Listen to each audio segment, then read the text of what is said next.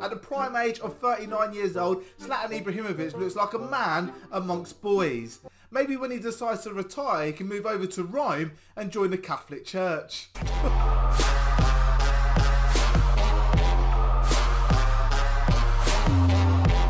Hello! Don't know what happened there. I swear I don't have COVID.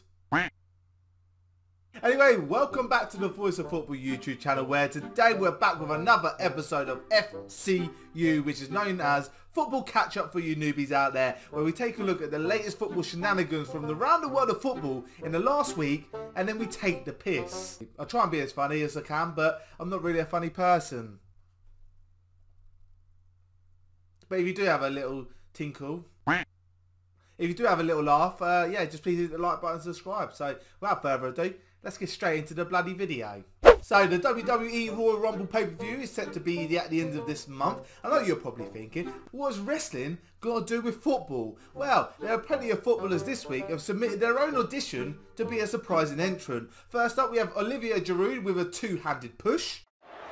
Here it comes! Troy Deeney went one further with a Russian leg sweep. Danny Garcia went all out with a flying headbutt. Up on the other side, While Lionel Messi went with an old classic, a punch to the back of the head. A red card pursued for Messi in the first red card in a Barca shirt in 753 games. And this led fans to be more puzzled than ever on how Lionel Messi managed to last this long. The most puzzled person was actually Lionel Messi's wife, who actually went on to say, "I don't know how he lasted this long, he usually lasts just under a minute." Fucking hell. After the sending off of Lionel Messi, Barcelona went on to lose the Spanish Super Cup final 3-2 to Athletic Bilbao. And after the game, the Bilbao players celebrated in a very unique way. Villalibre actually brought out his own instrument.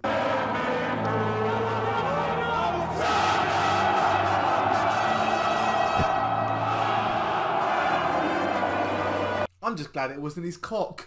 If only his footballing skills were as good as his blowing technique. Talking of celebrations, the Premier League issued advice to all players to avoid contact after scoring and celebrating a goal, to fall in line with the country's social distancing measures. One player who did listen to the advice was none other than Leicester City's James Maddison. After scoring versus Southampton, he went on to celebrate in a very unique way. Another player who actually also managed to follow guidelines was Timo Werner of Chelsea. After being one-on-one with the goalkeeper,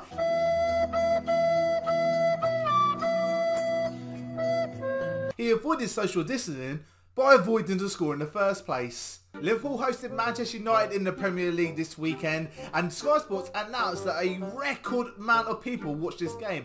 A peak of up to 4.8 million people watched this dull 0-0 draw, and I'm not gonna lie to ya, it wasn't my proudest wank. Arsenal continued their recent turn in form with a 3-0 win over Newcastle. Aubameyang missed an open goal early on in the game but went on to score 2 goals. However, it was actually Cedric who stole the show with a backheel nutmeg. And we haven't seen anything this day since we watched the Katie Price sex tape. Talking of dirty, Zlatana Ibrahimovic produced one of the dirtiest passes for AC Milan against Cagliari at the weekend.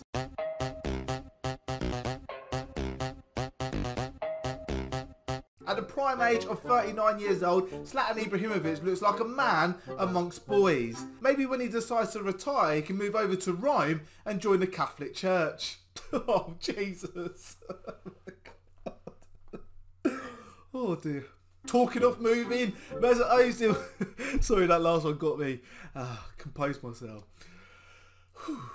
Talking of moving, Arsenal's Mesut Ozil has finally moved after 7.5 years at Arsenal Football Club. He's found his way to Fenerbache, and many Arsenal fans glad to see the back of a player who's reaping in 350,000 a week while not playing football. However, it was Ozil who had the last laugh because he's now finally joined a club who has a realistic chance of making the Champions League. Another forgotten man was Danny Drinkwater of Chelsea. The 30-year-old has had it tough in the last few years. He's gone from winning the Premier League to drink driving to fighting with teammates to be frozen out the first team squad. And to be honest, this is a good deal for all parties involved. Campiassa get a Premier League experience winning midfielder, Chelsea managed to get rid of dead wood, and Danny Drinkwater gets a new bunch of 16-year-olds to kick the shit out of. Olympique Marseille manager Andrea Villalibre received a WhatsApp message from an unknown number. The message claimed that Diego Costa wanted to join his club. However, the deal looks very unlikely to happen, as Villalibre went on to say he's one of the best strikers in the world, but he just can't afford his salary. Problem here, I have the question, is he really one of the best strikers in the world? 7 goals in 37 games in the last 2 seasons for Atletico suggest otherwise. And that's all we've got time for today, with all the latest football shenanigans that has happened in the world of football in the last week. If you guys find any of your own football shenanigans you want me to cover, then please link me up on Twitter. The link will be in the description down below. Also, if you enjoyed the video, do me a favour, hit the like button and hit the subscribe button if you haven't already subscribed before. And I'll see you guys in the next video.